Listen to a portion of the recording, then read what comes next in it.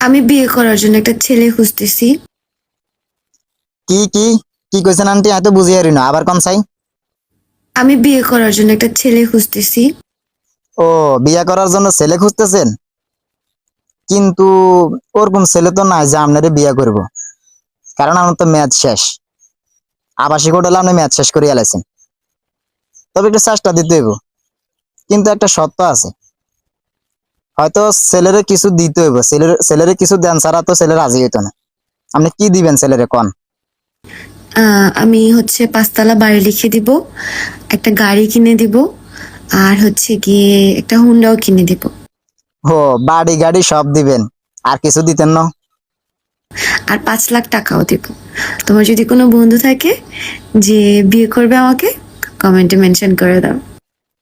যেহেতু টিয়া পয়সাও দিবেন, তাহলে আর আপত্তি করে লাভ নাই। আপনি আর দেননি আন্টি, ইয়া দূর আপু।